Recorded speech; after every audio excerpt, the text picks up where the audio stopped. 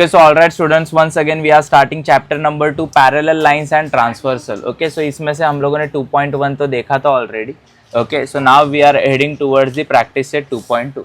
But before moving ahead to the practice set, मैं सबसे पहले कुछ concepts तुम लोग को एक बार रिवाइज करके देता हूँ. जैसे corresponding angles में तुम लोग को पढ़ा रहा था. corresponding angles मतलब क्या होता है, F वाले angles होते हैं, बराबर. So F के अंदर जो भी होते हैं उन्हें हम लोग क्या बोलते थे, करस्पॉन्डिंग एंगल्स बोलते. तो कितने एफ एंगल्स बनते थे एक फिगर के अंदर, तो टोटल 4 बनते थे.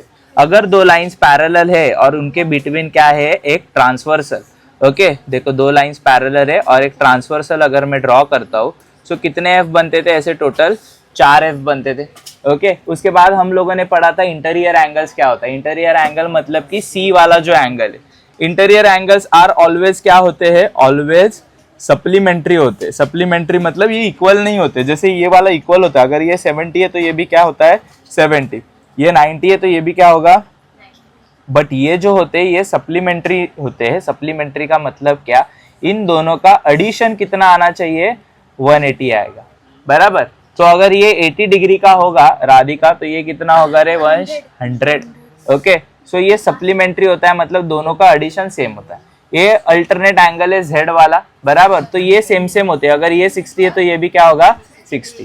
सो ये सारे कंसेप्ट तुम्हें पता है होपफुली. Let's move forward. यहाँ पर properties of the corresponding angle से एक बार ढूंढ कर भी मैं तुम लोग को बताता हूँ. जैसे यहाँ पर है ABQ, बराबर, या फिर ABP और ABQ, बराबर. सो यहाँ पर मुझे F वाले एंगल्स कौन से दिख रही है ना, ये वाला एंगल और ये वाला एंगल क्या होगा, सेम. उसके बाद ये F बन रहा है तो ये एंगल क्या होगा, सेम. ऐसा F बन रहा है तो ये और ये क्या होगा, सेम. और ऐसा F बना तो ये और ये सेम. ऐसे टोटल कितने एंगल सेम होते हैं एक दूसरे के साथ, 4, बराबर. सो आगे बढ़ते हैं. यहाँ पर property of the alternate angle. Alternate angle मतलब ये Z, ये इसके साथ क्या होगा, सेम, लिख दिया. और ये वाला Z मतलब ये इसके साथ क्या होगा, same. Hope you understood. Okay, अभी आगे बढ़े. सो आगे यहाँ पर है property of the interior angle. Interior angles are always supplementary. Supplementary मतलब इन दोनों को ऐड करूंगा, इसको और इसको, तो कितना आएगा 180. इन दोनों को ऐड करेंगे, इस वाले एंगल को और इस वाले एंगल को, तो कितना आएगा 180. सो हो गया. अभी यहाँ पर प्रैक्टिस सेट 2.2 है. ऑलरेडी यहाँ पर मैंने सारे सम्स के आंसर्स लिखे, बट ये काफी इजी है तो तुम्हें समझ में आ जाएगा. सबसे पहले तो देखो ये है 3x और ये है x. क्या दिख रहा है रे तुम लोग को, कौन सा एंगल दिख रहा है, ये C मतलब कि इंटीरियर एंगल, बराबर. सो इंटीरियर एंगल मतलब कि 3x और x को मिलाकर दादा कितना आना चाहिए, 180 आना चाहिए. 3x और x मतलब दादा होता है 4x इज इक्वल टू 180, बराबर. और x जो है वो 4 को लात मारेगा, मतलब 180 के नीचे कौन आएगा, 4. 4 1 जा, 4 के टेबल में 18 कब आता है, या नहीं आता है 4 के टेबल में 18, बताओ.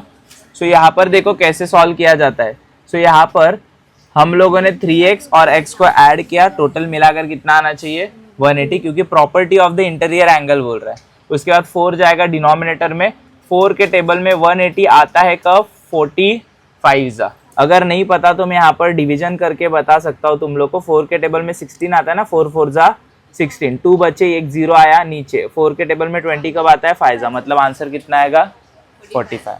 यहाँ पर 45 कहाँ पर दिख रहा है, ये नहीं है, ये देखो, ये हम लोग का करेक्ट आंसर है 45. तो तुम्हें सिर्फ एग्जाम में इसे क्या करना है, टिक करना है, और ये एक्सप्लेनेशन करके दिखाना है. तुम्हें आता है एक्सप्लेनेशन कैसे करना है, क्योंकि तुम लोग बोलोगे लाइन M लाइन N, ये दोनों क्या है, पैरेलल लाइन है, बराबर. अगर दो लाइन पैरेलल है तो ही ये जादू चलती है क्या, वरना नहीं चलती. मैंने तुम लोग को समझा था, अगर यहाँ पर इंटरसेक्टिंग लाइन्स होते तो ये जादू होगा क्या, नहीं होगा. क्यों, क्योंकि अगर दो लाइन्स पैरेलल है, स्ट्रेट है और एक ट्रांसवर्सल है, तभी हम लोग क्या क्या निकाल सकते, करस्पॉन्डिंग एंगल, अल्टरनेट एंगल, और दूसरा कौन सा होता है, इंटीरियर एंगल. तो ये दो लाइन पैरेलल है, ये हम लोगों ने बताया गिवन में.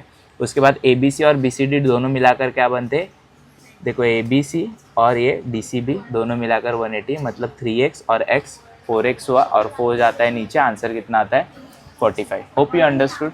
आगे वाला सम देखो. अभी यहाँ पर एक और एक कंसेप्ट पढ़ेंगे, वर्टिकली ऑपोजिट एंगल वाला कंसेप्ट. ओके, सो वर्टिकली ऑपोजिट एंगल वाले कंसेप्ट में यहाँ पर तुम लोग देख पा रहे हो, जैसे कि दो इंटरसेक्टिंग लाइंस हमारे पास होती है. कितने, दो इंटरसेक्टिंग लाइंस होते हैं. ये वाला और ये वाला क्या होते हैं, हमेशा सेम होते. ओके, सो 5वी जगह ना त्यांचं काहीच नाही घेतलंय. सो देखो अगर दो इंटरसेक्टिंग लाइन है, सो यहाँ पर ये और ये क्या होगा, सेम। अगर ये 90 डिग्री है तो ये भी कितना होगा, 90। ये अगर 60 डिग्री है तो ये भी कितना होगा, 60, बराबर। सो इसे ही हम लोग बोलते हैं vertically opposite angle. Hope you understood vertically opposite angle क्या है। आगे बढ़े। ओके चलो यहाँ पर देखो क्वेश्चन नंबर 2 हम लोग पढ़ेंगे। क्वेश्चन नंबर 2 में एडजॉइनिंग फिगर लाइन ए और लाइन बी दोनों भी क्या है, पैरेलल दिख रहे हैं, दोनों लाइन पैरेलल है और ये ट्रांसवर्सल है। मतलब यहाँ पर जादू टोना कर सकते हैं। कौन सा जादू टोना, करस्पॉन्डिंग एंगल का, अल्टरनेट एंगल का, इंटीरियर एंगल का, वर्टिकली ऑपोजिट एंगल का, ये सारी चीजें यहाँ पर कर सकते हैं। सो यहाँ पर हमें क्या निकालना है, ये 4x है और ये 2x है, दोनों को क्या करेंगे रे, ऐड ना, क्योंकि इंटीरियर एंगल बन रहा है। तो 4x और 2x को ऐड करने के बाद 180, मतलब कि 6x इज इक्वल टू 180 आएगा। मुझे बताओ x इज इक्वल टू 180 के नीचे कौन आएगा, 6, 6 1 जा 6, 6 3 जा क्या आता है 18, और एक एक्स्ट्रा का 0, मतलब आंसर कितना आया, खत्म। आया समझ में।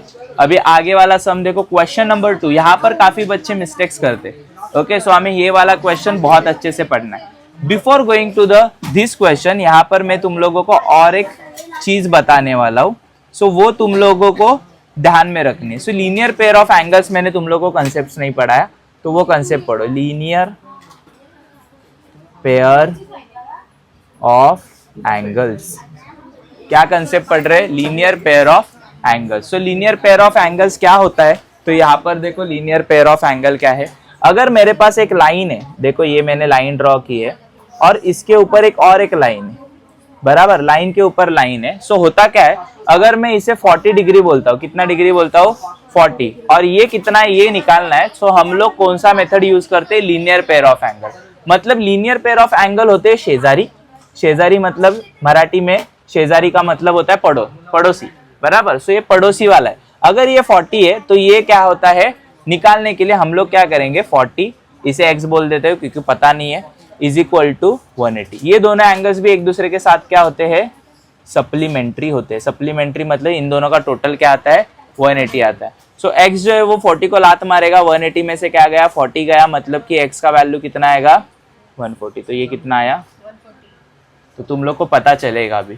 अगर और एक मैं यहाँ पर एग्जांपल दूं, एक लाइन यहाँ पर ड्रॉ किया है और यहाँ पर एक ट्रांसवर्सल है, बराबर।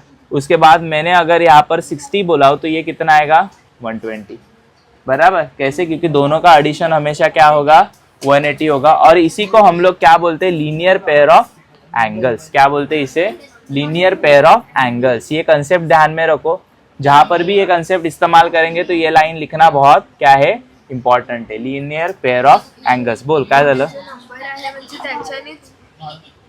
मायनस करायचा। इथं जर 40 असेल, 180 मधनं 40 काय करून टाकायचा, मायनस, सो तो इकडे येणार 140, कळतंय का। आता लेट सपोज इथं 60 दिलेलं, तर 180 मधनं मी काय केलं, 60 ला माइनस, तो आंसर किती आलं, 120। सो ये 120 हुआ, कळतंय का। लेकिन उसका नाम है लीनियर पेयर ऑफ एंगल, ये कंसेप्ट का नाम है। जैसे हम लोगों ने करस्पॉन्डिंग एंगल्स पढ़ा, अल्टरनेट पढ़ा, उसके बाद इंटीरियर पढ़ा, वर्टिकल ऑपोजिट पढ़ा, वैसे ही पांचवा कंसेप्ट है लीनियर पेयर ऑफ एंगल्स का। सो यहाँ पर वही इस्तेमाल होगा। देखो यहाँ पर ना सिर्फ टी नाम दिया है, एस नाम दिया, तो मैंने और नाम दिया, जैसे कि ए, एक एक का नाम दिया है, तो तुम लोग को भी ना कुछ भी नाम देने। जैसे मैंने इसको ए बोला, इसको बी बोला, इसको सी, डी, एफ, एच, ई, जी, ऐसे तुम लोग भी क्या दोगे, एग्जाम में नाम दोगे। अभी मुझे बताओ, सिर्फ इस फिगर से ही हम लोग आंसर निकाल सकते हैं। क्या बोल रहे हो यार। सो यहाँ पर देखो, सबसे पहले मुझे बताओ कि अगर मुझे ये x का वैल्यू चाहिए, किसका वैल्यू चाहिए, x का, तो सबसे पहले मुझे पता है ये 40 है, बराबर। सो ये भी क्या है, f है, मतलब ये भी क्या होगा, ऑटोमेटिकली 40। देखो इस 40 से ये 40 निकाल सकते हैं। अगर तुम लोग इसे प्यार से देखोगे तो ये एक लाइन है और इसके ऊपर एक ट्रांसवर्सल है, मतलब ये 40 है, तो इसका ये क्या है, शेजारी। शेजारी मतलब पड़ोसी है, बराबर। तो ये 40 होगा, तो ये कितना आएगा, 140। आ रहा है समझ में। ओके देखो ये 40 है, ये 40 कैसे आया, तो करस्पॉन्डिंग एंगल से आया, जो कि सबको पता है, बराबर। सो करस्पॉन्डिंग एंगल से ये 40 आया, तो मुझे बताओ 180 में से अगर 40 जाता है तो 140 आता है, और ये क्या आया हमारा, 140, क्योंकि ये लीनियर पेयर ऑफ एंगल बन रहा है। उसके बाद ये 70 है, तो ये कितना होगा, 70, वर्टिकली ऑपोजिट एंगल। देखो ये 70 है, तो ये क्या है, 70 है, वर्टिकली ऑपोजिट एंगल। और अगर ये 70 है और ये y निकालना है, तो क्या होना, तो तुम लोग बोलोगे 180 में से 70 क्या होगा, माइनस, तो 120 110, y कितना आएगा 110, क्योंकि इंटीरियर एंगल। खत्म हो गया, यही तो हम लोगों ने किया है यहाँ पर। देखो सबसे पहले तो करस्पॉन्डिंग एंगल से ABC और BF मैंने बताया 40 है, बराबर, यहाँ पर लिख दिया मैंने। सबसे पहले बोलो दो लाइंस पैरेलल है, ये लिखना कभी भूलना नहीं, कौन से दो लाइंस पैरेलल है, P और Q। और ट्रांसवर्सल कौन सा है इनका, ये ट्रांसवर्सल है। देखो दो लाइंस पैरेलल है और एक ये ट्रांसवर्सल है। ओके, सो BF का वैल्यू 40 मिला। उसके बाद हम लोगों ने लीनियर पेयर ऑफ एंगल्स इस्तेमाल किया, जहां पर हमें ये GEF है वो कितना मिला है, 140 मिला है। वही लिखा है ना, BEF और GEF। देखो ये BEF और GEF बराबर 180, क्योंकि लीनियर पेयर ऑफ एंगल जो कंसेप्ट मैंने अभी तुम लोग को पढ़ाया था। ओके, सो 40 इधर आएगा, माइनस होगा, 180 में से 40 गया तो कितना आता है, 140। ओके, आया समझ में x का वैल्यू कैसे आया। अगर x है तो यहाँ पर तुम्हें ये 70 है तो ये भी कितना आएगा, 70 आएगा ना। लेकिन इन लोगों ने डायरेक्टली किया है, कैसे डायरेक्टली किया है, इन लोगों ने ऐसे किया, देखो CFI और ये HFI, यहाँ पर I लिखना भूल गए, मैं लिख देता हूँ ग्रीन में, ये क्या है, I है, बराबर। सो CFI और HFI ये क्या बन रहा है, शेजारी एंगल बन रहा है ना। शेजारी एंगल मतलब कि क्या होता है, ये 70 तो ये कितना आएगा रे क्रिश, 110, बराबर। अगर ये 110 है तो ये भी कितना आएगा, 110। कैसे दादा,